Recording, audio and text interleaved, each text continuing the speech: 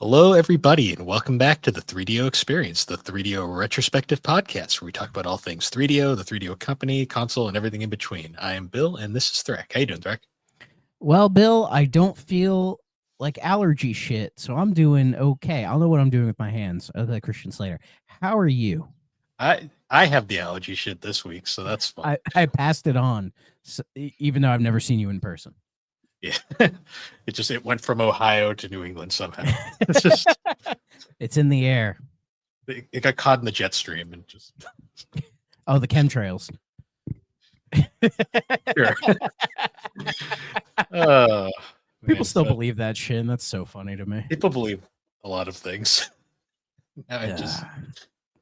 Bad education, bad education. So but yeah, it's been a 2 days of a week. 2 days have been okay. I've been decently busy, so Yeah, I've been all right. I've had work, so that's good. yeah. I bought a racing wheel. Yeah, I saw you were chatting about that. It's under my desk. Like I had to, like, we have these like spare little TV tray kind of tables or whatever. They're decently sturdy. And I somehow jerry rigged the wheel onto it so I could mess around with it. And yeah, it's okay. I mean, it's I think brand new. It's like 120. I bought it used for like 85, but it's in very good shape. I've had no issues with it. And I mean, it's cool. It's funny when you try to play driving games with a racing wheel, especially when you know how to drive, and you're like, this doesn't feel the same. This feels weird. But I think it's mainly just because the wheel, like when you turn it, it like just jolts back into like its center. It's not like a normal steering wheel where it kind of like maybe will glide a little bit there or whatever. So that's a little weird. And the pedals feel really sensitive. Like I'm just used to like normal accelerator or brake pedals needing a little bit more to get out of them. So, but Yeah, it's different, and that's probably a good thing. So I don't try driving around like this. yeah. But It's it's neat. to get like a true like racing experience with like a wheel setup. You have to pay like thousands of dollars for like a proper rig. Yeah, I mean there's I think like Logitech or whatever that make like $200-300 racing wheels that are like closer to that, but on a budget. And who knows, maybe, but for this, it's fine. I just turned on Horizon 5 and was just kind of dicking around driving. And I did it for like maybe like an hour and a half. And I definitely felt I was getting better at it for sure. Mm, But if I'm gonna like 3-star races and do really good, I'll stick with the controller. This is yeah, just more of a for fun thing, not for like a competitive thing. I love watching like the videos of like the sim race like streamers who like do like the legit sim racing, Yeah, and I've seen those. they have the rigs with like the fucking force feedback and like shit, and like they'll get And into a like crash. the three screens and like a really high end PC and like this chair that like they kind of sit back in like it's a race car. They'll have the clutch and everything, and it's like that stuff is neat, but like I feel like that kind of takes away the fun of it for me. Yeah, You know, so yeah. I I don't know. I I just remember I this one video of like this one guy. He gets into a crash and then the wheel just goes like, whoa. I'm just like, whoa, yeah. like holy That's shit. cool. Yeah, that's cool. Yeah, this one doesn't have force feedback. I know even some of the more low end ones have force feedback. This one doesn't at all, which is honestly fine. It's not really that big of a deal. Like a lot of people are like, it's a deal breaker. I'm like, I don't give a shit. Mm, I just want to just try it out. And this feels like a good racing wheel to try it out to see if you vibe with it or not. So it is the Hori Racing Wheel Overdrive. Oh, And I was nice. like, I trust Hori. They're a good brand. I think they originally made this for like Mario Kart for the Switch because there is a Nintendo version of this. Mm, And they're probably like, yeah, let's just put it to PlayStation, Xbox. Why not? They have racing games, right? So they yeah, arguably have more. yeah, exactly. Like, yeah, it's nothing amazing, but it gets the job done. And it was fun to like, as I said, drive around in Horizon 5 with it. So cool. Nice. That's sort of the major update. The other one is I've been really into retro achievements last couple days. I think right now I have 16 completed games. and one of them is the game for the week. But we'll get to that. We'll I get to saw that. that when I was doing research for this game. I was like, oh, I wonder if Thrak did these. And I did. Sure enough. I did them today, actually. Oh Lord. They're really not that bad. But anyways, let's get into the news. I saw there was a decent amount of news, so we'll get through them. The first thing I saw, I guess this happened like today or yesterday. So we all know GTA 6 got delayed to May of next year. Did we talk about that last week? We had briefly mentioned it. What's funny is when I didn't realize it was next year when I had first seen it. I thought it said just May 26th. I was like, holy shit, that's quick. And then I was like, oh, wait a minute. Okay, yeah. Okay, yeah, because I was kind of out of it last week, so it's kind of fuzzy. But yeah, they confirmed GTA 6 is delayed to May 26th of 2026, which is fine. We've been waiting 12 years. What's another 12 months, right? And then they put out that second trailer that looks really good, emphasized the story, and then of course online people got weird about it. You know, you know how it is. Like people were trying to claim GTA 6 is woke because it shows like a shirtless muscular dude and he's like glistening in the sun. It's like, yeah, because he's working on a roof and he's sweaty. Like, what the fuck are you talking about? Everything is fucking woke now. It's like If you're complaining about that being like gay and woke, it's like clearly you have some. How is that gay? No, no. What it says to me is they have some sexual repression that they need to work through. If you think that's like gay and is attacking you, it's like, Bubby, you need to look in the mirror a little bit. You need to have some introspection. Because like who and plus they showed her at the main character or the lady, they showed her ass like 15 times or something, you know, and the main focus is like a hetero couple. What shirtless man? Oh no. Whatever, right? Oh. But anyways, they did all that. Cool, right? But for some reason, this rumor popped up. I think it was on the GTA forums or something like that. That a remaster, I'm going to use heavy quotes of this, of GTA 4 may be coming out this year. Now, they claimed this person is a credible insider, but they didn't give a name to this person. But basically what the person said was, don't expect like a full remaster, but instead more of like a port. So if you remember, it was either last year, I forget, it was a while ago, and they did that Red Dead 1 remaster for PlayStation and Switch, and then they didn't bother doing an Xbox version because it was already backwards compatible, and it was basically the same things that they were doing. They're saying GTA 4 remaster is going to be the same thing, or they'll put all the DLC in, but it'll just be a bit of an upscaled port, nothing that crazy.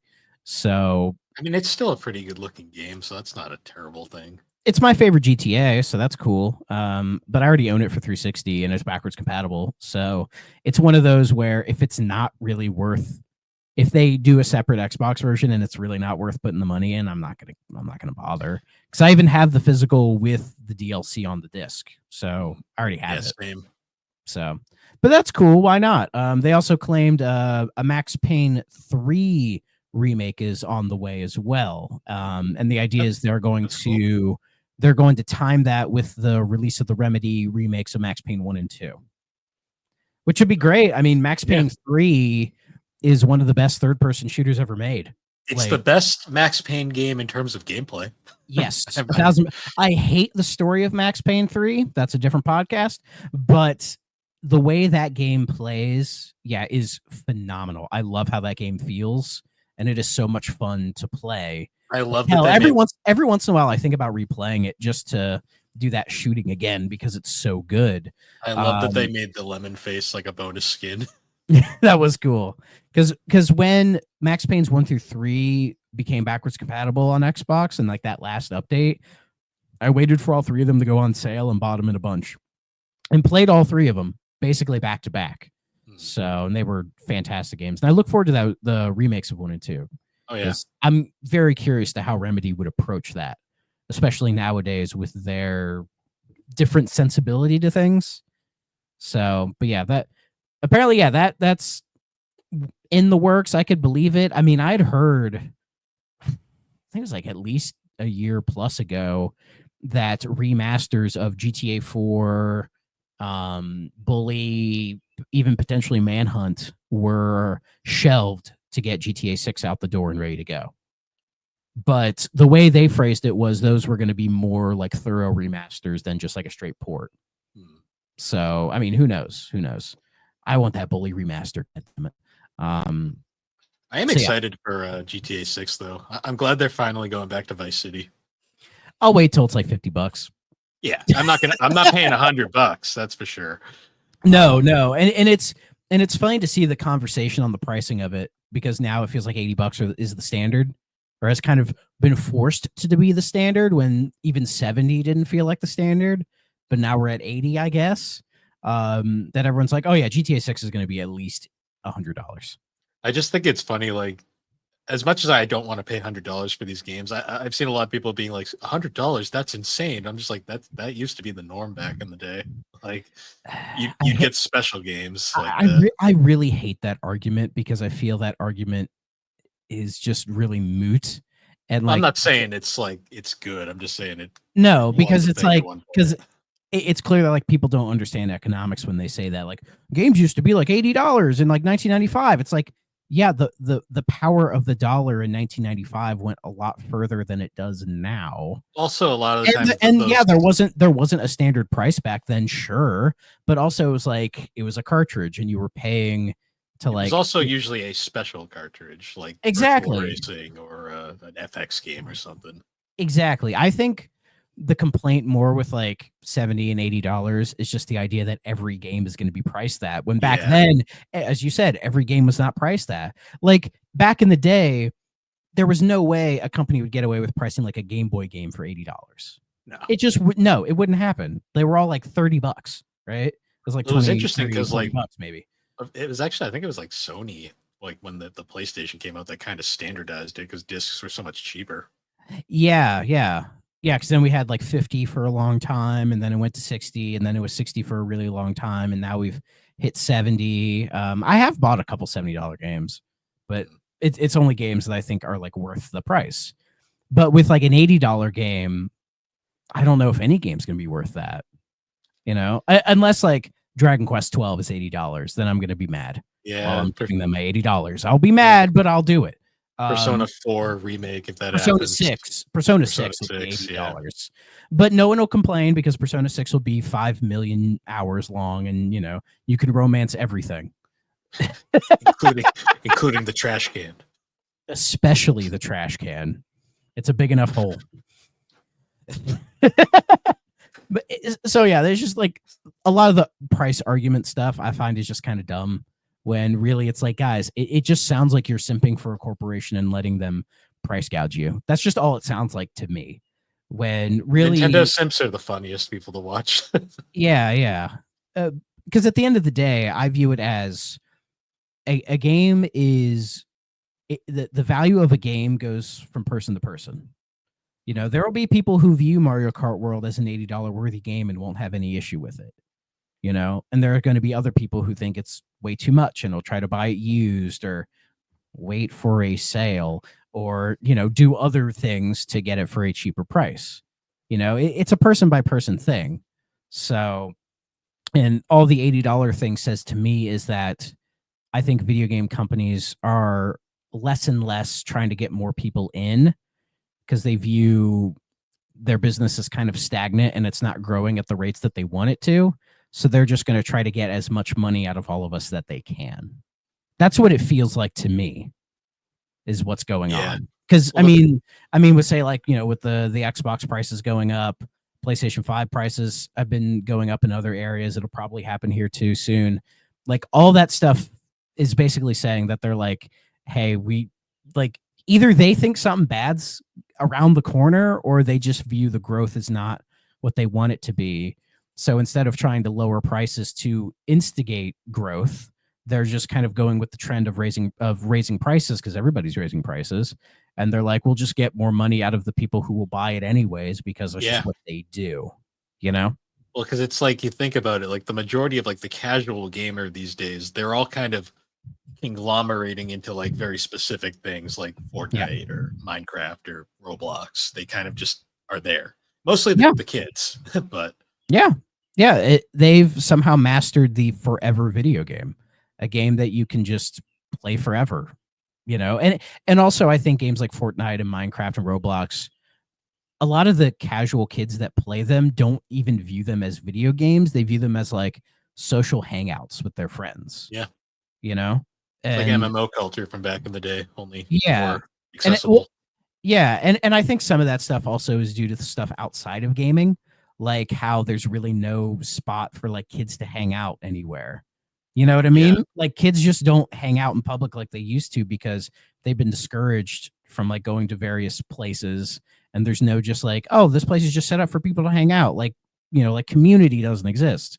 And I think this is kind of a tertiary result of that in a way, but I guess we're not here to get too deep into that yeah. into why everything's fucked. But yeah, it's just like the price thing is just it's dumb. And at least with certain games, I know they will go down in price, so I'm not worried about it. Like GTA 6 will go down in price. I mean, despite it, even if it releases at $100, it will sell millions of copies day one. It's just Oh yeah. going to. It'll be 13 years at that point. 13 fucking years, man. Somebody like the time between GTA 5 and GTA 6, somebody could have been born and in fucking middle school by now. Like it's crazy. I was a senior in high school when GTA 5 came out. So It was my first full year out of high school when GTA 5 came out. I went to the midnight launch. It was a fun night. That was a really fun night. see, mine was Um, awkward because the GameStop I went to was full of children. And I was just like, this is yeah. fucked. I was like, Oh, this is fucked. I'll say where I was, it was adults. It was a Yeah. bunch of people my age and a little bit older. Though I always I didn't, remembered. but I bought it. Well, my friend bought it for his PS3. I didn't buy GTA 5 for myself until it was like 2017 or 2018, maybe even prior to that. Like I got a PS4, and that was one of the few games I played on it. See, Um, I bought it just because it was like the principal. I was like, oh wow, it's the first GTA I can actually buy for myself. yeah. And then I go in and it's full of children. I'm just like, this is fucked. It I was mean, I had already bought in GTA games prior to that. Like, well, I had the trilogy for PS2, but GTA 4, um, did I buy that or was that gifted to me? I can't remember. But I did have GTA 4 and played that quite a bit on the 360. So I wasn't allowed to play Grand Theft Auto until I could buy it myself. So that's how that went.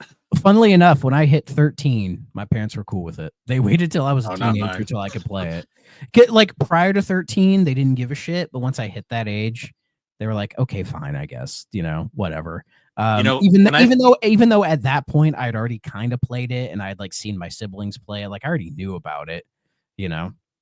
oh yeah, well, it's kind of funny because I didn't grow up with it like that. When I played 5, I was kind of like, this is good, but I don't get why this is like the greatest thing ever. Like some people think. I've been thinking about that, about why GTA is so popular and so beloved. And not even necessarily like now with the GTA Online stuff. I mean, throughout the whole since GTA 3, Yeah, and I think it's due to quite a few different factors. One, I think people really like the open world structure of GTA where you can just kind of do what you want. So there's that it's freedom there. it's a structure of gaming that we've taken massively for granted these days. Yeah, but also I think a lot of game companies don't, especially these days, are so far removed from what made GTA 3 so popular that a lot of open world games just don't have that same excitement anymore. Well, But I think, they miss what made GTA 3 such a revolution was how yeah. smartly designed that world was. Oh Now they're just yeah. like, Like look how big it even is. now it's like pretty well designed. Like it's not super huge. Like it's big, but it doesn't feel like unreachable, But I think you take that and then couple it with kind of like that realistic setting, which I think people kind of gravitate towards, and also the big influence of like crime movies, because those have always been really popular. The Godfather, Goodfellas, Heat, other like Michael Mann stuff. That's always been a huge influence on GTA. And then the big thing I think is like the power fantasy, Yeah, because a lot of people I think have sort of a destructive nature in themselves where it's like, wouldn't it be great if I just could just destroy a bunch of shit, but due to society and responsibilities we can't do that, and GTA allows us to live that vicariously, like escapism kind of a thing. And I think GTA is the prime type of escapism that appeals to everybody. The idea of stealing a car, just driving around, running random people over, blowing up cop cars, like we all get those, like that idea just sounds enticing, I think, for a lot of people, just to, break the establishment and just kind of fuck around. But, since we can't do that for the most part, that game has just provided a perfect way of being able to do that. And as I said, couple it with the organized crime stuff, which people have always been kind of drawn to in fiction. And I think that's why GTA has always maintained its massive popularity. It's like if like I could always see like another organized crime movie, like a Scorsese type film becoming really big again. Like that stuff never really goes away. It always kind of maintains interest for people. Yeah. That was a long tangent. Yeah. Grand Theft Auto does that because it's such a fascinating subject. It is. Yeah. But anyway, speaking of the price stuff, EA, they had said they have no plans to raise the game prices. I'll believe you when it happens. We'll see. Yeah, Electronic Arts has suggested it has no plans to raise the price of its games in the wake of other companies doing the same. And this was in their earnings call like almost a week ago. That they don't. Like right now, like I view it as like the Madden and college football and all that's coming out this year are going to be 70. But I guarantee you for next year, they're like, should we raise these to 80? We'll probably raise them to 80. It's probably going to happen. So don't be surprised if it happens. Though I don't really think anybody will be surprised. You know what I think they're doing? They're gonna kind of feel it out. They're gonna be like, all right, let's see how many people actually do this. And if it becomes like the standard, they're gonna be like, well, I mean, if everyone's doing it, I think that's genuinely the smart way to go about it. Is see, don't use Mario Kart World as an example because that's going to sell well regardless. Yeah, we know it's going to sell well regardless. So that's not really a good example to go off of, but that's the one they're going to go off of. As much as I hate it, Nintendo is incredibly smart using Mario Kart as like the tester because they know people are going to buy it. It was the same when they did Tears of Kingdom for 70. Yeah. We all knew, we're like, oh, they're testing $70 games, and this is the game they're going to test it on to see if people pay $70 for Zelda. We all did. I fucking did. I did. I've barely even played that game. My son has played my copy more than I have, and he's only played it for like 2 hours. So, see, that's a game that I think really does the open world stuff in a way that I do not like. Yeah, it's the same. It's that Minecraft thing where it's just like after a while it's aimless and I just get bored and want to do something else. So that's just me though. Let's see, what else do we got? Netflix is removing Bandersnatch, its interactive video game episode of Black Mirror. Now it's weird I saw this because I think it was like a couple weeks ago. I like booted up Netflix and watched a little bit of it and was like, I kind of want to see what this whole thing's about. I didn't finish it, unfortunately. I think my friend's Netflix account ran out because I was mooching off of his Netflix, but he let me. So I didn't get to finish this, but yeah, seeing this is being, I think it's already gone by this point because this article came out. It was the 7th of May, and it said it would be removed next week. So I think it's gone already, which really sucks because this was the kind of stuff where it was like, oh, Netflix is making games. This is kind of what I thought they would do, kind of like FMV influenced type stuff, like an interactive episode of Black Mirror and all that. And it's a shame they didn't do more of this. I think they did it with like a couple of other things, but they didn't commit to it like I was hoping they would. Instead, they're just like, oh, you can play Sonic Mania on our Netflix app. It's like, what? Who the fuck? Who cares? Like, who gives a shit? Like, if you want to play Sonic Mania, you have a way to play Sonic Mania. Yeah, there's many other ways. Yeah, they had a decent amount of games on their library, like a kind of impressive set, but it's like, who the fuck are playing these? Yeah. Yeah. It's like if you go on YouTube now and they have that like little games thing where it's like, oh, you can play like mobile games on the YouTube. It's like, who does that? Like, Yeah, who YouTube actually is does that? it's hilarious because YouTube is usually the thing that's in the background while people are playing games. Oh, all the time, all the time. It's kind of a bad habit for me. Yeah. So it's a shame that this has gone the way that it has. If there's a way that this has been preserved and I can play it online, please let me know. So I would like to actually see that whole thing through. Because I I wonder like if Black it's Mirror. Black Mirror is cool. a licensing issue. They own Black Mirror. Oh, It's a Netflix show. I don't know then. I Maybe it just flopped and they just said fuck it. I don't know. let me see. Let me see what their reasoning was.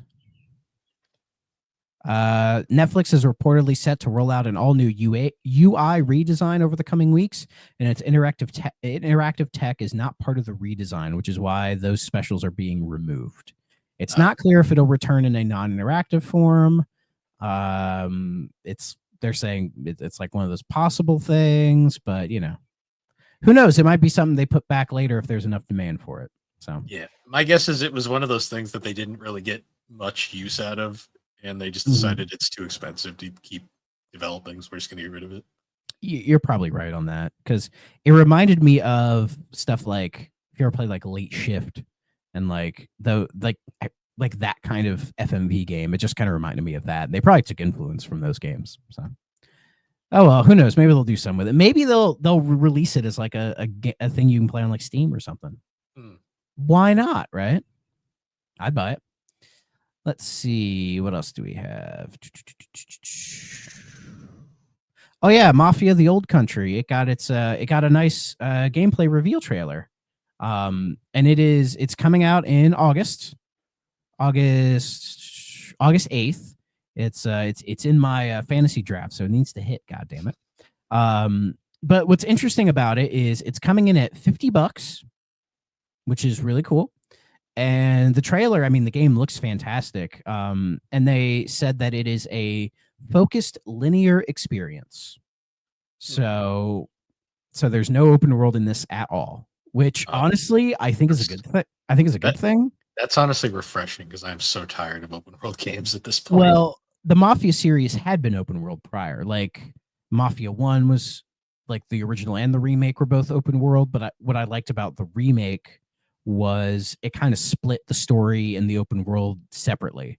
So it's like, oh, if you want to do the story, here's the linear thing. Oh, if you want to go fuck around the open world, here's this to go like do random side stuff. I liked how they did that. So you could get the different experiences. Yeah, And then Mafia 2 is technically open world, but most people just play the very linear story that's in it, and there's not much to do in that open world anyways. And I'm not a big fan of Mafia 2, which is a hot take. But Mafia 3 was the more like straight up like GTA clone, where it's like a big open world where there's a lot of stuff to do and all that, and it's a very big game. I've wanted to sit down and see that game through to the end. Because I have friends who really like Mafia 3. It's a bit of a controversial game. Some people like it, some people don't. But I've liked what I've seen of the game, and it has like a fresh sort of locale even for open world games today. Like it's in New Orleans during the 60s, like the late 60s. So you know, an open world game that I really liked that completely just it fell off the face of the earth. what's that? Sleeping Dogs. I've actually been playing Sleeping Dogs recently. It's pretty good. Like I, for a I I booted it up randomly the other day because I feel like an idiot because I've known about Sleeping Dogs since it released, and like one of my friends just loves that game to death, and I watched him play it back then, and I was just kind of like, yeah, I have GTA, I don't need this shit because I didn't know any better. And then I bought it on my Xbox for dirt cheap for like $7 or whatever, and then randomly I was like, let me just turn this on. Let's see what it is. And I've put a few hours into it, and I am such an idiot. This game is amazing. It's so yeah. good. It takes like the cinematic storytelling of like GTA, but makes it a little bit more gameplay focused, like Saints Row, in that regard, and a splash of Yakuza. Just like a nice splash for like flavor. Um, Maybe that's more of like the Asian oriented setting potentially. The kind of focus on like hand to hand combat as opposed to like gun combat. You can just do karaoke, Mm, which is a very Yakuza thing for me. yeah. Yeah, Sleeping Dogs is like this is really cool. I really like this game. And the way you balance like being in the gang and being an undercover cop and all the little things that it does, I think is really cool. And yeah, and also that map isn't massive. It's a decent sized map, but it's not so insane that you can't traverse it all. So yeah, Sleeping Dogs is great. Or True Crime Hong Kong. That was its original title. Yeah. I remember when that one came out and like no one gave a crap, and then like years after it was already like dead, people were like, "Oh yeah, this game was great." Everyone's like, "Oh That game was destined to be a cult hit because I think the true crime games were also sort of cult hits because I remember Streets of LA and New York like when they were new and people were like, yeah, they're fine, but we have GTA. We don't need these. It's just that era of like when the GTA clone was such a big deal and true crime was one of the bigger examples of it, probably because it was Activision. It just felt like there were so many and they were like a dime a dozen. People were just kind of like whatever to them. But now that we're kind of past that, we're able to look back and be like, oh, these were like the good ones. Like these yeah, are the ones we should have been fucking playing the whole time. And Sleeping Dogs is definitely one of those. So, but also it was published by Square Enix. yeah." And It was such a weird choice. well, I believe the story was it was True Crime Hong Kong, but then Activision they didn't want to fund it because New York and Streets of LA didn't do super well. So it was kind of left to die. And then Square Enix in their era of being like, oh, we need to appeal to Western gamers. So we need Tomb Raider, we need Hitman, we need Sleeping Dogs or True Crime Hong Kong, but we're gonna call it Sleeping Dogs because we didn't buy the name True Crime. And they did the whole thing with it and didn't promote it Yeah, of course. in typical Square Enix fashion. So yeah, but yeah, that's a really cool game. And Mafia 3 is also a pretty cool game, despite it having some issues and kind of being a little too much at times, as far as like the big open world with all the stuff to do. So to Yeah. see the old country just be a straight up like third person linear, like probably closer to like a Max Payne 3 type deal. Hmm. Like it seems like that's kind of what they're going for. Like a third person action adventure shooter that's just linear to the end, because that's what Max Payne 3 was, focusing on the story. So if it can reach that quality, I'd say we're doing all right. So I look forward to it. Yeah, it looked good. Yeah. Speaking of releases we're looking forward to, the Gex trilogy finally got a fucking release date. I never time. expected a Gex Yoshitaka Amano crossover, but here we are. Yeah, that weird art that you showed me that looks really cool. I like how that looks. That's the cover for the special edition, I guess. Yeah, I like it. But yeah, it's coming out June 16th. It is the standard edition is $40. I imagine that'll probably just be the price for it, like digitally or whatever, which is fine. I can live with that. But then there's like the big deluxe edition with like, as you said, the art, the retro boxes, trading cards. They give you a Gex statue and a 3-foot inflatable Gex doll. Hooray. Do with that what you please, internet. Don't share. I don't want to know. Oh, they'll share, but in places where you have to go out of your way to find it. You know that Gex statue's going in a jar. Somebody. Yeah, and that whole thing is I think $200. Yeah. I saw that and I just went, okay, limited run, whatever you say. Sure. I was trying to remember what all was like being added into this because it's just the 3 games with all of, like your normal emulator, save state, rewind stuff, music player. Oh, they have an interview with Dana Gould, which that'll be cool. interesting. That'll be interesting. I wonder if they're going to include the European dubs. I doubt it, but that would be kind of cool. Yeah, but when this collection comes out, we will play through the other 2 Gex games and we'll do reviews of them, just because it feels right for this show. And I've never played Gex 2 and 3, so those will be fun to play. I can't wait for all the new, like the first time Gex players that are gonna play these and listen to all that dated dialogue and be like, "What is this?" Well, and then they're gonna play the game and go, "Wait a minute, this isn't bad. This is actually like kind of good." It's like, yeah, it was always kind of good. I'll probably replay through 1 as well. Might as well. Yeah. Let's see what else. Oh yeah, this was something I thought was interesting. Hideki Kamiya said he'd love to remake Devil May Cry. Sure. So I guess yeah, because Clover is like working with Capcom again. People were asking him about like, oh, going back to old IPs that he hadn't touched in years, right? Um, there's this great quote from Kamiya about Devil May Cry. He said, "I usually don't replay my own games after release, and Devil May Cry is no exception. But once in a while, I catch gameplay clips and think, yeah, this really does feel like a 24-year-old video game design." and I played and beat DMC1 a couple months back for the first time, and yeah, that is a game from 2001. Absolutely. I'm not against the idea of him doing a remake of one. I'd be curious to how he'd handle it. See, my whole thing is like I'd love a remake, but they got to keep that voice acting the way it is because it is perfect. Don't change the acting. It's perfect. You need that line preserved forever. The soul, yes. Fill your soul with light. Or maybe he'll remake 2 and make it good. He wasn't involved in 2, was he? I don't believe so. No. Maybe he could fix it. Who knows?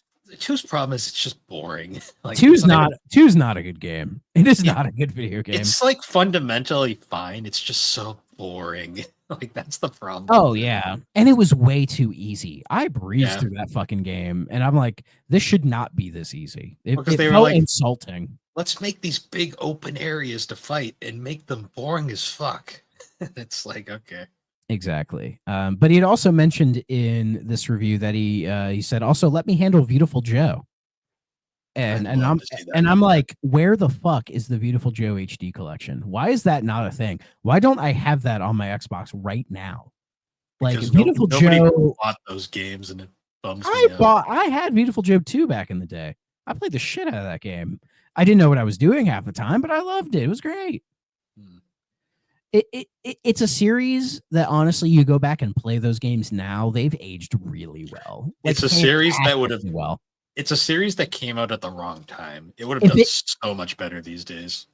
Hell, even if it came out on the 360, it would have done better. Like it was at least one generation behind. Yeah, if it came out the 360 era, hell, the PS4 era, it would have done fantastically well, I think. So, and nowadays, if you did a Beautiful Joe HD collection, I guarantee you Capcom would go, holy shit, this thing sold really well. It's just the vibe I get. Like Beautiful Joe would do really well again. So bring it back. It fits with the culture nowadays. Like it has a vibe that like really resonates with people. Oh yeah. Yeah. So I hope they do something with that. That would be nice. Speaking of things that are really nice, the whole Giant Bomb situation apparently ended kind of nicely. So I don't know if we talked about this before, but there was the whole controversy with Giant Bomb, like fandom shutting them down or, trying to revamp everything or whatever. And things looked really bad. Well, at PAX, Jeff Grubb, Jeff Bakalar, Dan Reichert, Mike Minotti, and Jan Ocho or whatever. I probably said that wrong. They announced that they had bought Giant Bomb from fandom. So it's independent again, and they own the whole thing, which is cool. It's weird to see Giant Bomb do this full circle of independent and then being owned by all these different companies, and now it's back to being independent again. It's crazy when they actually are able to do that too, because I know a lot of the times, like the owners of the name will be like, "No, we're not selling it," just to be nice. Like they were actually kind of surprised. Like Dan Reichert was on the latest episode of Gertzman's show. I haven't watched the whole thing yet, but he even said he was kind of surprised at how they were actually able to buy it and how like fandom was able to like figure it out so that they could just straight up own it. Like they were kind of surprised about that, but they got it done. So that's cool to see. Who knows? Maybe Polygon will come back. I doubt that. That's a different situation, unfortunately. Yeah. Let's see. Other cool things. Virtua Fighter 5 Revo. This is like the big re-release of Virtua Fighter 5 again, right? Like it's already on Steam and everything. It's coming to all the consoles this year, or potentially this year. They announced it for PS5, Series, and Switch 2. They didn't give a release date for it. I'm assuming it's going to be sometime this year. But that's honestly fantastic because I've been kind of waiting to buy Virtua Fighter 5 again. So when this comes out, I will buy it again. And y'all can meet me in there, and we'll Virtua fight. It's gonna have cross-platform play and all that good stuff. To this day, still the fact that it's aged as well as it has is really amazing. But also, like, that is still to this day one of the most complete fighting games I think I've ever played. It is really, really good. I remember when it came out on 360, and I was genuinely impressed with it. Like how good it looked, how smooth the game was. It was a bit more technical than some of the past Virtua Fighters, but it felt like it was aging really well. Like the series was aging surprisingly well without doing a bunch of completely new things like Mortal Kombat or Tekken or whatever. Like it was able to kind of maintain its identity as it was evolving, you know? Oh yeah. And it felt like when Virtua Fighter 5 came out and did really well, like we never got Virtua Fighter 6 or anything after that. So No, it's the like series kind of just lulled. yeah, they kind of just gave up on it. Well, I know in that era, the 360 era fighting games kind of had a lull for a while. Like Yeah, they kind of they picked up kind of near the end, but it took a while. The big return was Street Fighter 4 and then Mortal Kombat 9 were like the big like. Yeah, but then you had like Street Fighter 5, which didn't do super well. No, 5 was a weird. And then there was like Marvel vs. Capcom, like 3 and Infinite, and those didn't hit super well either. 3 did well, Infinite not so much. Yeah, and then like Soul Cal 5 didn't do super well, but Soul Cal 6 did a little bit better, and Tekken has always been like Tekken. So Tekken always does really well. Mortal Kombat has been killing it since 9. Oh yeah, they've been doing really, really well. Though it feels like after 1, my guess is after 1, they're probably going to be taking a break from the series because they've been another Injustice or something. They might do another Injustice or something, but it's like with Mortal Kombat, from what I know, because I haven't played through the story of it, so I don't know. But from what I've gotten the vibe of is people are at a point with Mortal Kombat where it's like, what are you going to do next?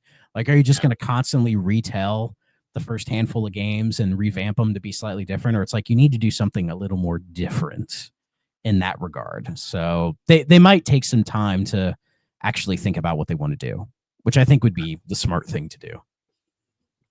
Yeah. So, but it's cool to see Virtua Fighter 5 on here, and then we got Virtua Fighter 6 coming eventually, so that's exciting, and I'm all excited for that. So that'll be great. Let's see. So we all know the Tony Hawk 3 and 4 remasters coming out soon, right? I think with July. Somebody asked Tony Hawk, how do you feel about Underground 1 and 2 getting a remaster? And he said he would campaign all he can. He said he would love to do it, but it's not really up to him to a certain degree, and he's correct on that. I think the success of 3 and 4, like that depends on a Underground remaster, basically, or if they're going to remake Underground. Yeah, pretty much. Because I skipped Underground 1 and 2 when they came out. I don't know why. I never played them. Like I played a lot of 3, a good amount of 4, played a bit of 1 and 2, and then jumped right to American Wasteland and played a shit ton of that. But for some reason, I skipped Underground 1 and 2. Honestly, I don't know why. They just passed me by. Yeah, it was a different. You know what's weird? Whenever I thought of Tony Hawk Underground, I always thought of Need for Speed because they also had Underground. That's fair. I'll say I had Need for Speed Underground on the GameCube. That was a great game. So I have the GBA version with the greatest music ever. I think I have it somewhere. Somewhere in those cases. I'd have to check. But yeah, that's cool to see. Underground remake potential. I'd go for it. Why not? Let's see. Oh yes, FBC Firebreak, the Control spinoff. It's like a tech. It's classifying it as a technical test this weekend, like a closed alpha, closed beta thing or whatever. It's across all PC. It's across PC and all the consoles. So I signed up for it. I don't know if I'll get in, but if I do, I'll talk about it next week. So nice. Stay tuned for that because I'm really excited for this game. And when I saw that, I was like, yeah, sure. I'll jump in. We'll see if I get it. So I'll let you all know. Oh yeah, we were talking about Capcom. I guess they had a financial, or they had like an earnings call or whatever. They had a 8th consecutive year of record results, 12th consecutive year of operating profit growth. The farther and farther we get away from it, the more I start to realize KG Inafune was the problem. Did he leave 8 years ago? Something 12 years ago? Well, because they were in that really bad place for a while, like right when he left, and it took them a few years to rebuild, but they've been doing fine ever since. I mean, really, it's when we hit Resident Evil 7 and Monster Hunter World. That's when Capcom like started their ascent to where they are now. That's where it felt like that was the beginning of the comeback. Well, it's when they stopped trying to appeal to Americans and just did their own thing, and all the Americans were like, "This is what we wanted." Well, and think about it. They trimmed everything down to just Resident Evil, Monster Hunter, and Street Fighter because they're like, these are what are still consistently selling and doing well. Let's just make these as best as we can and not do anything else. And every now and then we'll throw the Mega Man fans a bone with a remaster or something. Yeah. Well, and now we are where we are now, where those franchises are still doing really well to the point where like we haven't had a new Resident Evil game in a while, which I think is a good thing. Give that series a bit of a break. We had the new Monster Hunter this year, and it'll probably be the newest Monster Hunter for a good while. And they're starting to experiment again. You know, I mean, hell, we're getting Okami too. We've gotten the Path of the Goddess game. We've gotten like we're getting, was it Onimusha's coming back? You know, like Capcom, you can tell they're in a good spot now because they're starting to look through their other IP or even make new IP and see like, oh, what can we do? Because like they're like, oh, we're okay. We can experiment a little bit and see what else is out there. So that's why I'm like, Beautiful Joe might be the time for that. You know, hell, remaster God Hand, do it. Yeah, I know, right? Have the balls. Give it a second chance. I'd buy it. I would 100% buy it. God Hand is awesome. There's still a lot they could do. So we'll see what they do. And of course, as you said with Mega Man, the big old what are they doing with Mega Man? I don't even think they know what they're doing with Mega Man. No, we'll get another collection at some point. The Legends collection would be next. They're gonna troll the fuck out of us and do like Mega Man Star Force collection next. I didn't even know that was a series. I didn't even know that was a thing. It was the sequel to Battle Network on the DS. Okay. They were more of those weird RPG-ish ones. Well, I know that like the Battle Network collection did really well, and when Capcom made a thing about it, I think people were like, "Oh, are they going to do a new Battle Network?" And I'm like, I don't know. That might be too niche. I mean, it's possible they might be doing one. I don't know, but yeah, they'll probably do some with Mega Man, whether it's Mega Man 12 or a Legends collection or X9. Maybe? No. I think I'm pretty sure the X series is dead. Just leave X8 on that perpetual cliffhanger forever. It's been so long. I think people who work at Capcom forgot about it. Probably. Because like, and also like the numbered Mega Man games still have a lot of love from everybody because I think they're consistently pretty all right. But like the X series went through so many ups and downs and just became this weird, I don't want to say toxic, but just like the whole X thing just kind of got muddied after what was like X4 or something. 5 is good except for some of the bullshit that can happen in the middle of it. Yeah, but like things got really weird with that, and for a long time it was kind of one of their flagship series. Like they were kind of hanging their hat on the X series. So I think they almost have cold feet to bring it back. Because also if you do an X9, what the fuck do you do? Like, do you do like a 2.5D one? Do you do like a tribute to the Super Nintendo ones, like Mega Man 9? Probably not, because I think they're past that. But if X9 looked like X1 through 3, I think people would flip. They probably would. I mean, to be honest, X8 was a perfect like direction to go, and they just decided not to go any farther. I mean, it's the same with like Mega Man 11. Like they did all this work to make like a new look and style for Mega Man, and they haven't done jack shit with it. Yeah. I don't know. And that's the thing. They always get asked, like, what are you doing with Mega Man? They're like, yeah. Yeah. I imagine at Capcom, there's like a couple dudes in the corner of like their office working on something Mega Man or trying to be like, what can we do with Mega Man? I guarantee you there's like 2 or 3 guys just like kind of shoved into a cubicle over here. And their job is to try to do something with Mega Man. I mean, when it comes to Capcom, the one thing I'm waiting on is when's the next Ace Attorney? Do they need? There's like 1,500 Ace Attorney games. Do you need another one? There's only 6. That's a lot of fucking games in that specific style. It's been a while since 6 came out. I mean, with everything Capcom's doing right now, sure they could do another one. I mean, they've done the collection. So with the collections, they're all out here now. We have everything is readily available except for the crossover now. That's the only thing that's kind of Yeah. stuck somewhere. And that's not 100% up to them.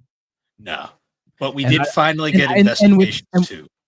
That's good. And with how level 5 is, like I love level 5, I love Layton. They don't re-release Layton. And I think it's harder to do because those games were made specifically for the DS and the 3DS. So trying to replicate those on anything else is kind of difficult. Like at least with the Ace Attorney games, they're just kind of visual point and click visual novels, and you can recreate those on anything.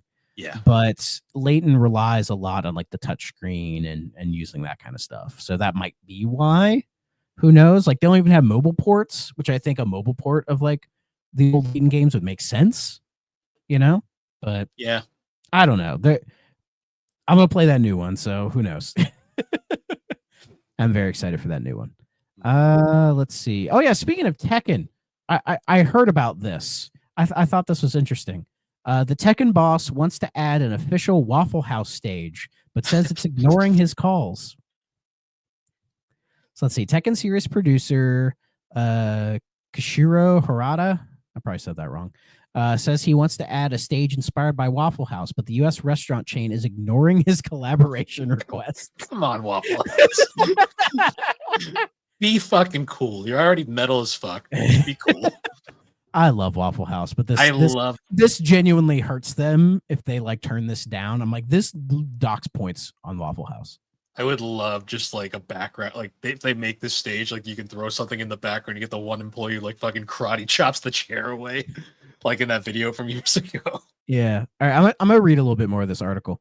Last year, Harada took to Twitter to ask his followers why so many of them were asking him to add a Tekken stage set in a Waffle House. Players replied by explaining that Waffle House is something of a meme due to its numerous viral videos of fights taking place in the restaurant, sometimes involving staff. We've all seen those videos. Yeah. One video in particular sees a customer throwing a chair at a worker who's able to block it mid-air and throw it to the side, a move that has led numerous memes comparing it to a fighting game. Harada got fired for that too. I know. Harada himself commented on it, calling it an excellent parry. Now, a year later, he's updated players on the situation as spotted by Automaton. Thank you. Saying he's been trying his best to contact Waffle House for a potential collab, but they aren't replying to his requests. To be honest, within the bounds of what I can say, I fully understand your guys' requests. That's precisely why I had considered taking on this challenge, which is what he wrote. In fact, I had already been thinking about it quite a while ago. Over the past year or more, I've tried to make contact through several different channels. However, and this is purely my own speculation, I suspect that the lack of response may be due to the fact that the project I'm known for revolves around fighting-themed video games. By the way, no response equals very rare case. Let's see, and there's a Twitter thing where it's like, still waiting for the stage. He says, if we can't get that house name license, how about we call it Hustle House Stage? Doesn't that make sense to everyone? So I get now he's saying like, oh, we'll do a trademark-free version of Waffle House Stage. Sure, why not? Why not? Waffle House is like the meme of restaurants. Just like the fights, they're batshit insane, like fucking like weird way they do their orders on like plates and shit. Oh, yeah. And then of course the fact that they will stay open until the store literally burns down. Like, oh yeah, it is the most great. Insane shit ever. Waffle House is the best, and the only thing I could guess why they're ignoring him is because I have a feeling they think it's like a joke. Yeah. I guarantee you there are people at Waffle House corporate who have seen his like questions and they're like, there's no fucking way. They're like, there's no way the dude from Tekken wants to collab with us. This just seems really stupid. And they probably just throw it off as a joke. You know what I mean? That would be my guess. But who knows, with this becoming more of like a public thing, they may actually say something about it. I'm surprised they're not getting, actually, they probably are getting blown up on shitter right now. So. Oh, I guarantee you there are now people blowing up their social media about Tekken. Guaranteed right now. And then they have to be like, oh shit, what do we do? Because I don't think they've ever done this kind of collab before, ever. No. So this is like new territory for them. I hope they figure it out because that would be really cool to see. That would be amazing to see. So. Who knows? Hopefully I can update you all on that. A couple more things and then we'll get to the game, I swear. So that Marvel Rise of Hydra game, I was smart because I had originally put it in my Super Pod draft. but then I traded it out because I was like, this game could get delayed. I'm not sure. I was kind of iffy on it. It got fucking delayed. Yeah. I guess it was planned to come out this year. I didn't even realize that. But they pushed it out to next year, saying like, oh, we need more time, the normal stuff. So fine, no big deal. I'm just glad that it got knocked out of my Super Pod draft, so I don't have to worry about it anymore. So yeah, who knows? All right, the last thing, this was today. It's Will like this because Microsoft did a bad thing. Oh, geez. They have announced plans to lay off thousands of more workers. Yeah. A company, apparently 3% of the employees across like the entire company, which is a lot. The layoffs will take place across all levels, teams, and locations, according to a report suggesting that Microsoft's gaming division may be affected to some extent. Well, they said all departments. According to the report, let's see, they have over 200,000 employees. So 3%, that's a lot. That's a lot of people. It makes me wonder if this is like fat trimming. Yeah, I mean, a lot of companies have been doing this recently, not just them, where I think we said before, like COVID, there was so much growth during COVID because everyone was staying inside and they were just consuming shit. So they're like, oh, like growth is happening. We need to expand. Because for some reason they thought this growth was sustainable, which it wasn't. It clearly wasn't, but they were convinced it was. And so now they're at that point where they're like, yeah, this isn't sustainable. Now we have to get back to where we were. Like I get it, but it's still it's so stupid that they did it in the first place and they were so short-sighted on it. And yeah, this sucks, man. This sucks. I feel bad for all these people getting laid off, and it's just it's so weird, especially when like Microsoft's gaming division has been doing so much better. Like hell, it feels like since Indie and the Great Circle, they've kind of like turned the page. And like most of the first party stuff that's been coming out since then, everyone's like, yeah, this shit's really good. I mean, hell, Doom the Dark Ages is coming out and people are digging that. So it's probably not even the gaming division that's causing it. It's probably the rest of the company. And unfortunately, the gaming division is probably just going to be the casualty of it. Well, the big thing with Microsoft right now is they're really pushing AI. Like in the entire company, they view AI as the future. Yeah. Like if you ever look at like stuff that the CEO, whenever he talks, he's always like, oh yeah, like we're pushing AI as like the future for everything. And a lot of the stuff that like Xbox has been doing with AI, which is like weird stuff. From what I've read, it's a case of them in the gaming division. They're like, oh, we're being told that AI is the future and we have to incorporate it somehow. And they're just like, this, I guess. I don't know.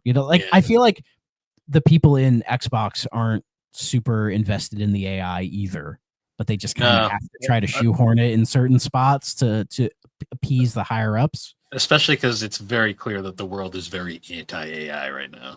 Yeah. I mean, I think it's been said before that like there are good uses for AI. There's a way to use it properly. You can use it as a tool, not as a tool creation device.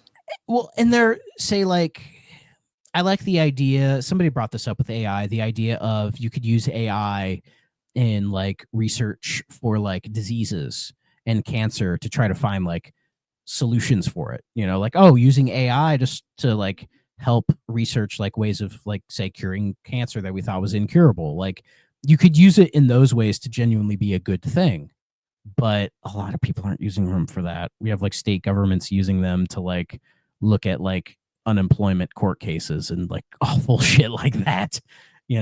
That stuff is what I don't trust. Yeah, but I'm hoping within a couple decades we've gone past like the AI scare and it's just like it's been integrated in a way that like helps everybody and doesn't like affect everybody. I hope, but there's no guarantee of that.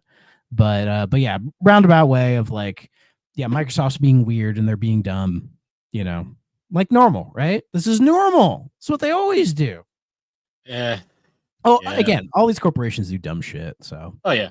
And yeah, Microsoft laying off thousands of people when as far as I know they're doing just fine. It sucks. So I hope those people land on their feet, but no guarantee of that. Yeah. So, but anyways, that's the news. Yeah, I made it under an hour. Yeah. The only other thing we did get a music drop today. Oh, we Nothing, did. Oh, hold on. nothing too special, but we did get one game.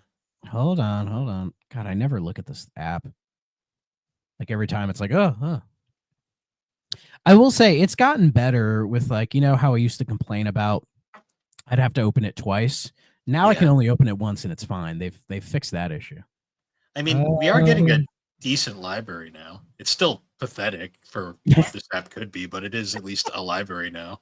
every time I look at it, I'm like, man, if this was day one, it'd be fine. Oh, Yeah, is it Sword and Shield?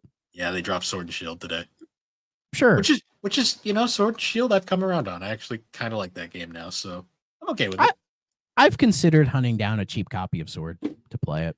So I played it. Shout out to Play Along Pod. I played it for one of their Get Wrecked episodes, and I got through it. And I'm like, I might actually finish this. I still haven't, but I do plan on going back to it at some point just to finish it. It's funny because my son likes Pokemon. Like he has a burgeoning interest in it. And he's asked me before to get like Scarlet or Violet, and I'm just like, no, not getting those because of the bad reputation around them. But like Sword and Shield, from what I know, those actually run. Oh yeah, yeah. So I've been trying to like occasionally I'll like try to see if I can find a copy of like Sword for like $30. Haven't been super successful in that. I can find it for like 45, but I'm trying to wait to like if it can get a little bit cheaper than that, I would buy a copy and then be like, yeah, sure, why not? I'll fuck around with Sword. Yeah, Sure, why not? Why not? it's going back to it. I kind of liked it, so I mean, I'm not a big Pokemon guy, but sure. I'm a jaded Pokemon fan, so that's basically I just look at them all. And I'm like, yeah, That's fair. I feel like if I booted one up and played it like kind of casually, I'd probably be just fine with it. So who knows? But anyways, that's everything as far as I know. So now we can talk about what really matters. Shelley Duvall. Hello, I'm So- Shelley Duvall. well, no, you got to do it like the game. Hello, like, where she just pops in out of the corner. Like it's a really weird like crop photo, and then it does like the animorphs to like like an animated character that doesn't even look like her. And it's like, hello, I'm Shelley Duvall. That legitimately jump scared me when it happened because it just like I'm just like, oh yeah, it's like when that first happened, I thought the game was breaking. I thought I did something wrong. I was like, is this one of those games that don't emulate well? And no, it actually emulates just fine. I can tell you that it does it on this, and it was like when it happened on screen, I'm like, fuck. I'm like, is this a bootleg? Like I was very confused for a minute. Yeah.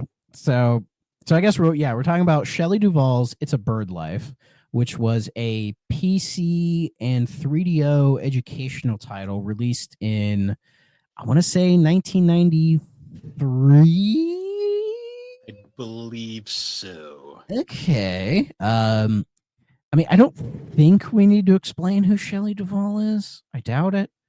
I guess for those who don't know, she is she was a famous actress who is mainly known for being in The Shining. But she's also done some other stuff. She was known as she was Olive Oyl in the live action Popeye movie. Ideal casting.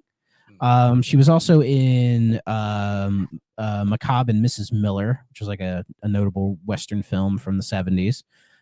She was in some Woody Allen stuff. Gross. Don't get me started on that. Yeah, she's in Annie Hall, the only Woody Allen movie I'll ever watch. She was also in like Time Bandits, a movie called Frankenweenie, because why not? That sounds wonderful. And yeah, and she was pretty notable in the 70s and the 80s as kind of like a notable actress, but then around the late 80s into the 90s, she took a break from everything. And one of the things that she did in her little break was create these educational titles, like It's a Bird's Life. She did it with her longtime partner, Dan Gilroy. Mm-hmm. So that's the Dan in here, if you weren't sure. And yeah, this is like a educational game that is about Shelley and Dan and the cavalcade of birds that they raise in their house. I guess. I don't know how true it is. I mean, I get the sense from Shelley Duvall because she never had any children that she was somebody who probably had a lot of animals.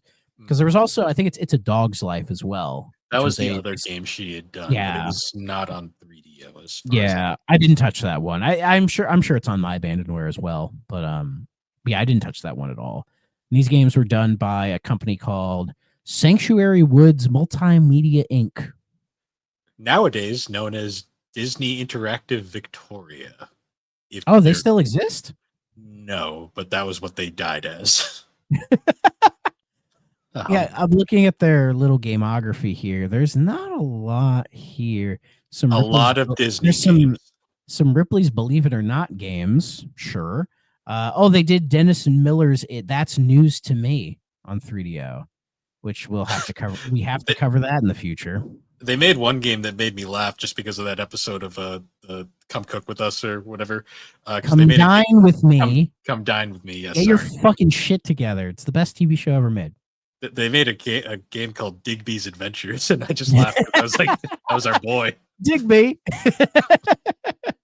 Yeah, Digby was awesome. Yeah, I'm now looking at like Disney Victoria. Yeah, they did a bunch of random educational shit. NFL Math. Let's go. NFL Math. Where is NFL Math? Where is this game? I see NFL Reading.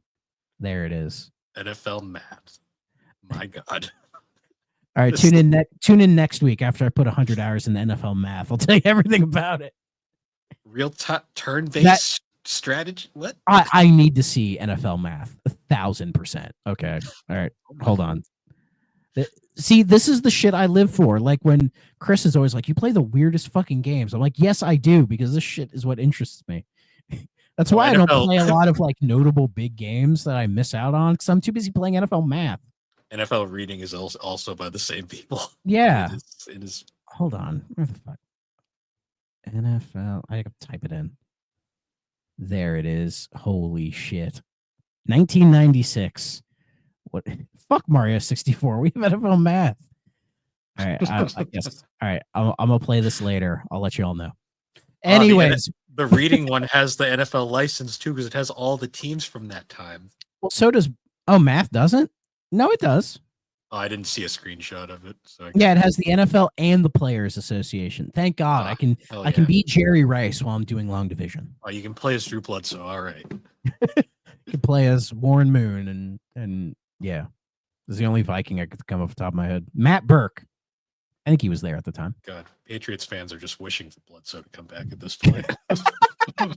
Though I forget who their quarterback is now. What's his name?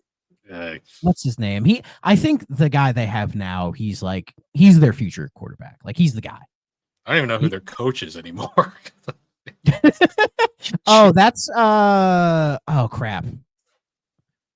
Oh, what the fuck's his name? I can see him. I know Vrabel. Mike Vrabel. Yeah. Yep. Which I mean, he's a Patriots quarterback through and through, or a Patriots coach. Like he just fits that scheme. Yeah, who the fuck is their goddamn quarterback now? Drake May. That's it, Drake May. Like he looks promising. Like he'll probably be the guy to get you back to the playoffs. I think he'll be the guy. He'll be the guy to make you care again. I didn't care much before. I'm calling it, but I'm calling it now. You'll be interested if they hit the playoffs. Not enough cars. Anyways, enough of sports. We gotta get back to Shelley Duvall's Bird's Life. I almost said Shelley Duvall's Math. I wish that was a thing. But yeah, Shelley Duvall's Bird Life. Yeah. This came out on the PC and the 3DO in the early 90s. And I don't really know what this is trying to be necessarily. So, it's weird because it's trying to do a lot. The quote and yet unquote does so little. Yeah. The quote unquote game portion or the storybook portion, it's like a weird half-assed cross between like Living Books and Putt Putt. Yeah. But so question, you bought a sealed copy of this, right? Not sealed, but it's in fairly mint condition. What does it come with? Well, does it come with more than just the game in a jewel case? I got a nice plastic shell. Oh yeah, I have one of those. Those are nice. Oh yeah. This is a very, very nice condition box. Oh wait. It's one of these. What the hell is that? It's one of these. Oh wait. Oh, there's what? There This is had a. to be. Is I there a didn't book? notice. I didn't Because know. This is empty. please tell me there's a book version of the story in there. For the love of God. Is it in the bottom? Uh. Oh, I can join the Sanctuary Woods Fun Club. Oh, you should. You should send that in. I don't know if it still exists. Well, But that, whatever address is on there, look it up. See what it is now. I'll save that for later. Okay, so this is a first for. So the fun of 3DO is that the boxes were all over the place. I've never seen that style Yeah, of box before. We've had the old the nice EA click ones. We've had the weird yeah. just open boxes. We've had the shitty boxes that everyone has. We've had The weird clamshells. EA open 2-piece. But this is like I mean, that looks nice, but it reeks of like educational PC game. You know what I mean? Yeah. There's some about it that just, if you know, you know. You know what's funny is I played this a week ago for the research, and then I completely forgot the box did this in the time since. Yeah, I played this today before the pod because when I talked before about the retro achievements, I learned that there were retro achievements for this game, and I was like, oh well, I have to do them naturally, right? In fact, I did a couple of. I have a few 3DO full sets.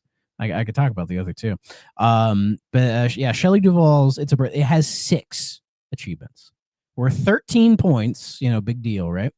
But they're all fairly simple. There's just complete the story mode in one session. I love the story mode. There's flip the switch to see the bird skeleton. Solve all 6 connect the dots in one session. No save stating. Win 5 rounds of the counting game without repeating answers. Collect all 5 jigsaw puzzles in one session, and then win 5 rounds of the shell game. That was it. And I did all of that. No problem. So yeah, it has like a weird story, but it also has games in it. But it's also like, I can't tell if this is genuinely trying to be educational about birds or not. Like, is it? The most educational part was like the weird bird anatomy like thing. Yeah, where you can flip the switch and see the skeleton, and like Shelley Duvall's like talking about birds, but it's just like I don't like it says it's educational, but I don't think I like really learned anything out of this. No, like my brain turned off after like the house burned down. That happens. That fucking happens. I think that's called a trauma response. Because the whole time I'm playing this, I'm just like, this is dumb, yada yada yada. Songs, yeah, the house is on fucking fire. What? I was just like, what? Yeah, so the story in the whole story thing, and why I said I wish there was a storybook in there is because the graphics and the animation reek of like a children's book from this era, like just absolutely. But yeah, the story is that like, oh, Shelley and Dan live with their birds and everything's great, and then yeah, the fucking house burns down for reasons. A small brush fire comes to the house and decimates it. Like what the fuck? This ain't the wildfires from like last year. Like, what the hell's going on? Yeah, like the whole thing burns down, and then Shelley and Dan are just kind of like, they're not there. They're just, I don't know what they're doing. Maybe they're at the orgy or something. Who knows? And then, but like, they come back and then they see it like decimate and they're trying to find the birds. They can't find the birds. One of them's like coughing, so they can't like respond. And so all the birds get together and just fuck off. They go have an adventure. They fly to Mexico. They fly to the Amazon. They fly to like the San Diego Zoo. They just hang out with other birds and just kind of have a good time. And you're like, what the fuck is going on? This is like and sing some of the most irritating songs I've ever heard in a long oh my time. God, those songs are so bad. Hold on. There's a movie I'm thinking of trying to compare this to. Yeah, this is like Homeward Bound But with bad. birds and not nearly as like emotional. Yeah, Homeward Bound's kind of, I haven't seen that movie in forever, but like that was what I was thinking. It's like this is like Homeward Bound but with birds. Homeward They Bound is just one of kind of, those movies but that it's like not sad. Like Homeward Bound is sad, if I remember correctly. There's a whole like sadness to the whole thing. Whereas this is just kind of like, yeah, the house burned down. We're just gonna have a party in Mexico with these weird birds, and like then there's like crows who like sexually harass them or something. I don't know. yeah. We're gonna Me Too those crows. My favorite part of this game is the opening screen where like you're clicking around on shit before you actually continue the story. You can do the putt putt like living books, click on stuff for stuff to Yeah, happen. yeah. And meanwhile, the car is just being an obnoxious fuck the entire time, just going beep beep like constantly. And But also, if you click on it, it goes, and I'm just like, what? but also like it was like weirdly inconsistent because you'd have some pages or screens where it would have like the text and like Shelley would read it or whatever, and then it would cut to other ones where there was no text at all, and it was like trying to have more animation, but it wasn't like significantly more than what we had before. But then there'd be no text; it'd just be Shelley talking, and then there'd be one or two where it was the same, but then there was text. And it's like, what the hell's going on here, guys? Is there any consistency here? I don't think there was. I I think there might have been drugs involved in this game's development.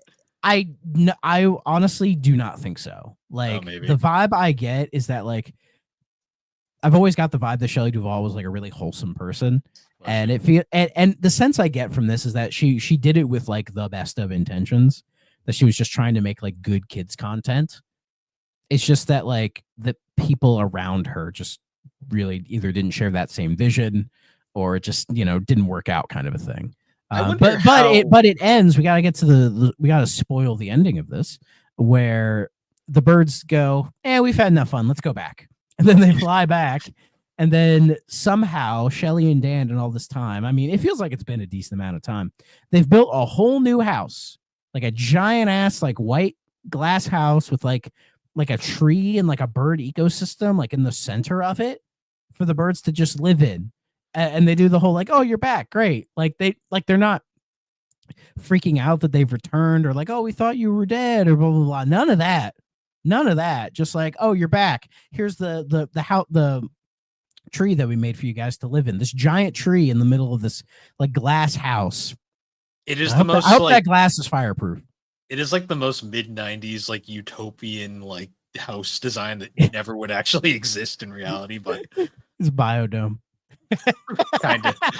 I just think of like this stupid house that like Troy McClure lived in The Simpsons in that one episode that was like hanging off the side of the freaking mountain. It kind of fits, yeah. It fits, yeah. It again, as I'd said, if this was like a kid's book, that you just buy like for your kid or whatever. Well, I don't know why you'd buy a kid's book for anybody but a kid, but like it's like a 20-page kind of thing with like the pictures and the text and everything. Sure, pass, great. You killed it, right? But this is like trying to be more interactive, I guess. Like it's interesting that they chose this to be like an interactive sort of a video gamey experience, but it doesn't do enough to really be that. Like, say what you will about those CDI Bible games, there's way more game to those than this. Yeah. But they both have connect the dots.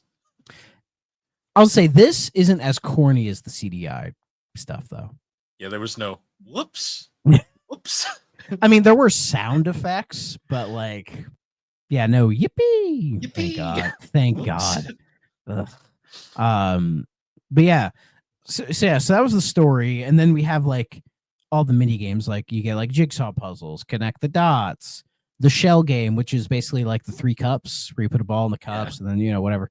And yeah, like the counting game, and there's a couple other games as well. The 3D drawing, like finger drawing, it was like the weirdest thing. That was really weird.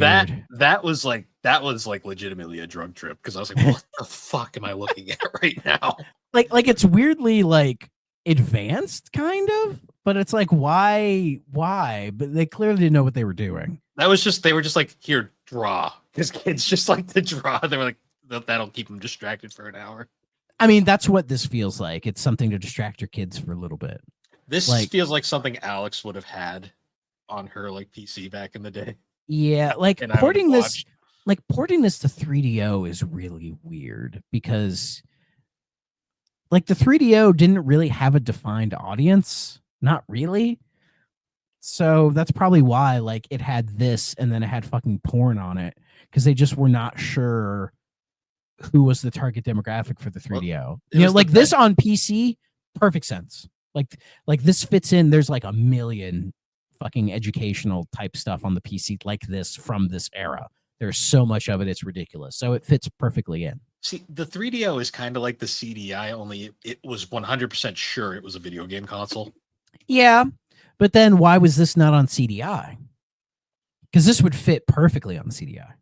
To be honest, like just graphically and like what's going on, I don't think the CDI could handle it. I feel like the CDI could handle this. If it could handle Maybe. Zelda, it can handle Shelley Duvall. I mean, to be fair, the Zelda games took like so much effort to make. Yeah, but they got them. They squeezed them out, and they could easily squeeze out of this. Because again, like there's like the Sesame Street stuff. There's like a whole Jeopardy game on CDI that's actually like really good, surprisingly. True. Like there's This stuff on the was CDI that could like fit right in with this. this was probably on 3DO because 3DO was super cheap to make stuff for, and Yes. it was probably a simple port, like porting. Oh yeah, yeah.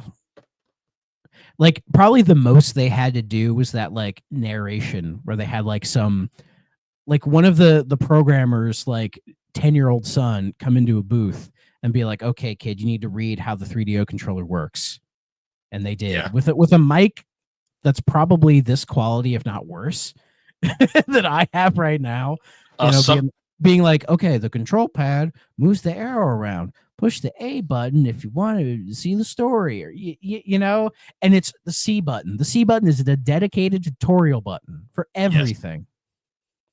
Yes. And the best part is too, like the music. Like the music is very ear grating. Not my style. I'm sure somebody's into it. But it to me it felt like it was composed by the Birds. like like that's the vibe I got. Not the band The Birds. No, That's not those a Birds. different band. That would have been a very different game. Yeah, I was imagining David Crosby making music for this. Yeah. That'd be fucking awesome, actually. Another legend, RIP. But like, yeah, it's just like I don't quite understand this at the end of the day. You know what I mean? Like when I was playing it, I'm like, you know what? This is wholesome. It's inoffensive. It's kind of cute. It does what it does, right? Like it's not the worst thing we've ever played on the show. It's not. No, but I mean compared to like the Elmo game, the Sesame Street game, this is way better than that Sesame Street game. That Sesame Street game made me mad. Yeah. I got mad playing that game. I didn't get mad at this. I just got confused. Yeah, the only like when I'm thinking of like the edutainment games we've played, I mean, Station Invasion, maybe I'd give an edge because that I got a laugh out of. This is like just that was edutainment. Tried to be, I guess. Okay, I haven't played it since we played it, so it was definitely it was like an educational version of Twisted. That's all I remember. I'll buy it. Like it's that thing that like teachers try to give like middle schoolers to like be like edutainment kind of a thing. Yeah, the mini games in it were a lot more learning based. Yeah. So that basically means like a putt is really is gonna fucking kill it in the edutainment category. When we get to putt, that'll be fun because that's a game. Yeah, it's really punching below its weight class on this system. The thing about this is like so many educational games from that era where like the actual game itself doesn't actually take up that much space of the game, so they had to fill it with just as much shit as they could to keep kids busy. Yeah, it like most of those definitely feel like something you just give to your kid because we have a PC, so we should give them something to do on this PC on this personal computer. So they just like find some random educational title and just, you know, be like, "Here, this will work for you, kid." And then the kids who probably played that in 1993 when they were like 5, like, is there an age range on there? From ages 3 and up. Because this feels like a 2 to 6. You know what I mean? That's what this feels like. I think 3 was like the default age for games because 2 I think is Yeah. a little too young for But console. but like, yeah, 3 to 6. That feels like the age range for this, right? And I imagine if you were in that age range in 1993 and you played this, you probably had nostalgia for it. You probably do. And This is sure. something that you'd get like in computer lab that would just be on the computer and you just play it because there's Oh nothing yeah. else.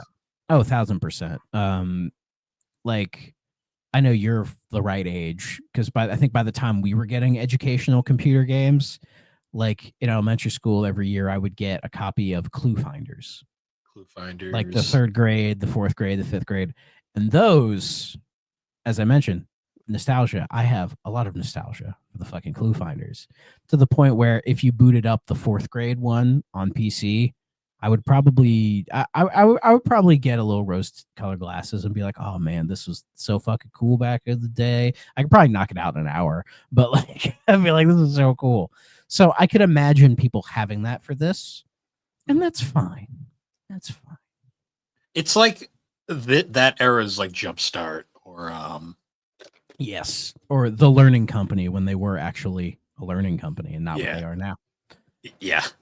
Um, yeah, because when I think like computer lab, I was in that era where like the educational games were kind of starting to get phased out, and like we just fuck around on kid picks because that was just a thing that we do back in the day.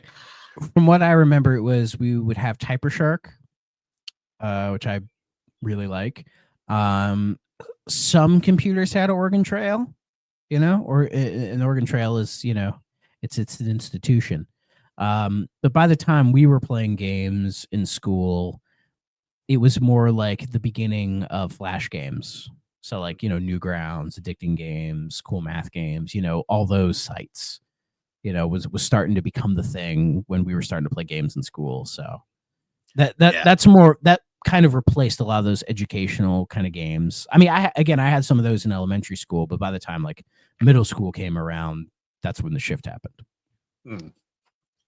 Yeah. I mean, I will say like, do I regret paying $50 for this at the store?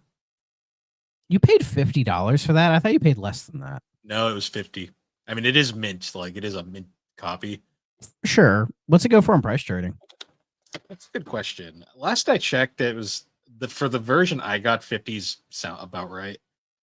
We Um, game prices just went through a huge like shift recently. Yeah, it's sitting around CIB 59.60. okay. What is it like loose? Like just the jewel case or whatever? Like 30, So 20? loose 21. 21 I could live with. Yeah. It's out of all my 3DO games, it is currently the eighth. Oh no, it actually shift just had a price shift. It is the ninth most valuable. That's weird. Yeah, killing time just went up. That's fun. Oh, Bio. Damn, we bought Biofury at a good time because that's apparently expensive now. Maybe we're the reason it's expensive now. Maybe. Guys, don't gouge prices because of us. Don't do it. Yeah. But reception wise, I was desperately trying to find anything on this game reception wise. These games don't get reviews. These aren't They're really games that like you would review. You know what I mean? so Moby Games is like the only place I could find any info for this thing. All I could find is one person did a star review and gave it a 1 out of 5. So they were just educational. What is this shit? Like probably. Yeah. Um, What's weird is this game has a whole ass IMDb page. it does, but not a Wikipedia page. Hilariously Yeah. enough. And it even references Moby Games in there as well, but like, yeah, nothing as far as like any sort of reviews or whatever. There, I think I saw like a Reddit. Yeah, like there's a whole Reddit. r slash obscure media. Somebody just posted this like 10 years ago, and there's some stuff in here about it. But they're talking more about how the 3DO is weird, or like, oh, I loved Shelley Duvall. She was great. It's like, yeah, of course. Yeah, I love when I find like a thing on like a 3DO thing on like a forum and everyone just shits on the 3DO and I'm just like, Yeah, it's cool. about right. I'm just like, cool. I mean, it's what you expect. So I know. but yeah, I couldn't find anything either as far as like a legit review or anything about I looked that. on YouTube too. I found let's plays of it, but for some reason, no reviews Of though. course, the PC version's on the Internet Archive if you want to play it that way. Hmm. And Why I not? believe the PC version is basically the same game. So Oh, I can't imagine it being any different. For some reason, on My Abandonware, it has one review and it's a 4 out of 5. that person has had a good childhood. You see that and you just go, bless your heart. Just bless your heart. So that's all I got. My favorite part about the boxes on the back, there's like a little in-game screenshot, and right below in parentheses it says actual screen quality. What does that mean? Is it real or is it 3DO? It fits for that. Yeah, other than that, nothing really too crazy. I bought it because it was a box 3DO game. See, I would read through that manual. There is no manual. That's so the manual. Strange. The manual. Just do a whole unboxing, man. The manual's right there. Yeah, fair enough. I mean, you can't really fit like a paper manual thing. Like, how would you fill out a whole manual for just this game?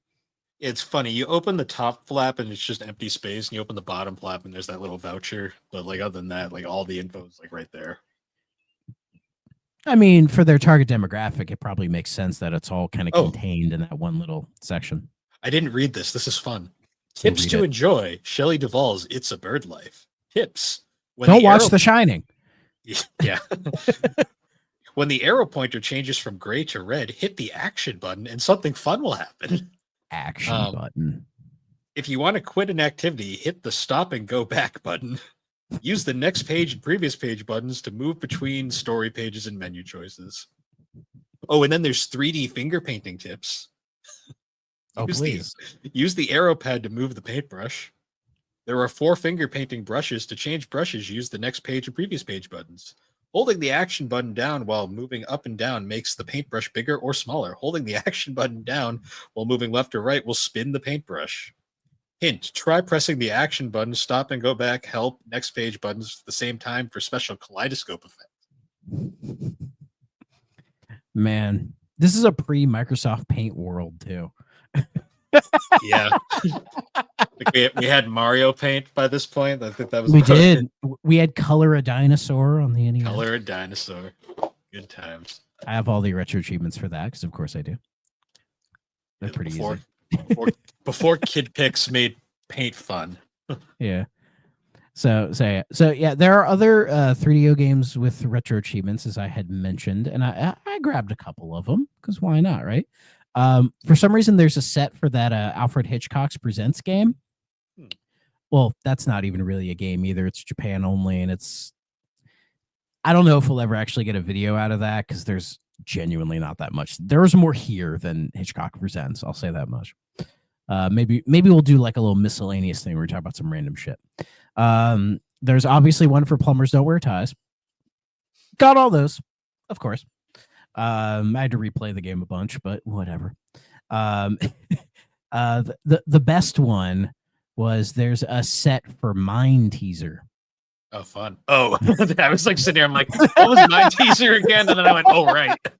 Yeah, that one. And I got them all. I'm just so glad that on RetroArch I can fast forward. I'll just say that much. Yeah, that one was. Imagine like you're eating your lunch in the middle of the day, and you're just like, let me get all the achievements, retro achievements, and Mind Teaser, and I did. So, yeah. There's a couple more on here for 3DO. There's let's see, Alone in the Dark, Crime Patrol 2, Doom, Dragon's Lair, Monster Manor. Doom that has to be a chore. Oh yeah, there's the Fatty Bear games have them.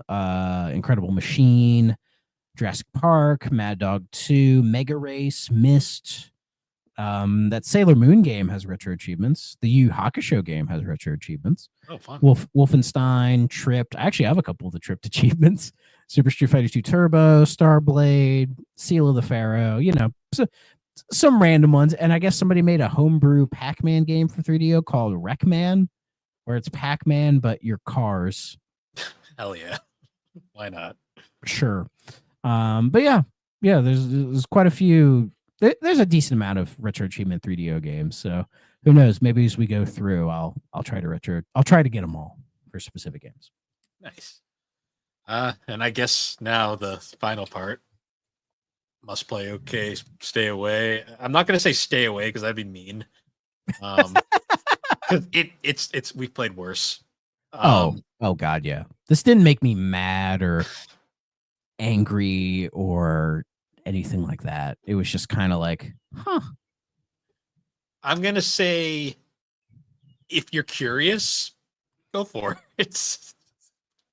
I'll give it an okay. I think it's just because I have some respect for Shelley Duvall, because I know she had some mental health issues in her life, by the end. and I don't know if that's even necessarily connected to The Shining. That's kind of a whole controversy thing, but I think she did have some struggles in her life, and it feels like from this, it is something that she was trying to make something like genuine and like something for children. Like, it doesn't come off like cynical or anything like that, which for the 90s is really nice. And I don't know, it's cute enough. I feel like if you gave this to like a 3-year-old, they'd probably like it.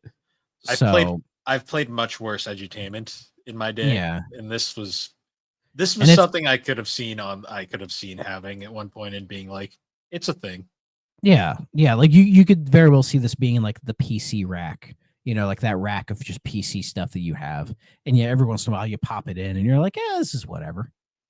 Yeah. But yeah, when it comes to edutainment stuff on 3DO, like I think Putt counts. Borderline, but yeah. Yeah. Well, and there's the Fatty Bear games, which also are like edutainment, and we'll cover those in the future. So we'll have some more comparison later on. Those games will probably be better than this. At least I hope so. But for us, it's fine. It's fine. Yeah. I can't bring it in me to hate it or say stay away. I just can't. No, it's not. I don't have it in me. I feel like I'm punching down. It's not broken. It's functional. It's just it's an educational game. It's better than that Alfred Hitchcock game I was talking about. I can't like say it's a must play, but it is definitely fine. No, perfectly fine. Don't go out of your way to play this unless you're a freak like us and anything we said genuinely interested you. Yeah, unless you're walking to a game store and see it on the shelf and just go, that's a 3DO game. If you're a sicko, sure. If you're a sicko, go play it. It wasn't even the fact of what it was. It was I saw that little logo in the corner and just went, okay. Yeah. just it wasn't even a happy like, ooh, 3DO. It was just a okay. You're like, I'm the 3DO guy. I guess I have to. I have to put up a face. The reaction from the people at the game store was still my favorite thing. I was like, "Can I see that?" And they were like, "Are you sure?" I'm like, "Yeah." And I looked at it, I'm like, "I'll take it." And they were just like, "That thing's been sitting here for months." And I was like, "Yeah." It was waiting for a 3DO weirdo like me to come grab it. They're like, "Are you okay?" And you're like, "This is for content." They're like, I figured.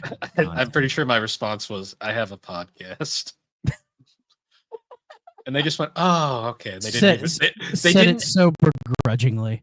They didn't even ask what it was. They just went, "Oh," and then just like checked me out. I was like, "Okay." Yeah. I mean, these days everybody has a fucking podcast, so they're probably just like, "Yeah, whatever."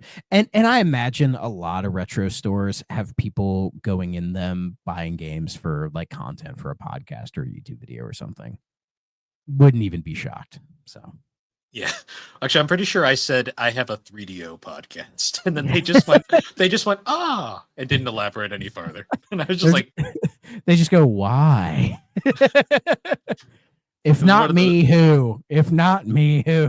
It was literally like a kind of confused, like, "Oh, okay." I was just kind of confused. That's great. Yeah. Like not like judging, just kind of they were like legitimately like, oh, I'm You not gonna sure ask about any that? farther. I'm not gonna ask See, any more. yeah, see, this is why I shouldn't run a retro game store, because I would ask these questions or communicate with the customers about this stuff. And I don't know if that'd be a good or a bad thing. See, I usually like they're chatty. I got a vibe from I've never seen these two, and they were very much like they would chat with themselves behind the counter, but then the second a customer came in, they were like waiting for them to leave, waiting for them to leave. Get the fuck out of here. Get the fuck out. Yeah. Oh boy. But yeah, so This is a next week, long episode. yeah, we actually got like a good amount out of the game, which I was surprised. But I mean, admittedly, it is somewhat fascinating. Yeah. So next week we're actually going back to Army Men.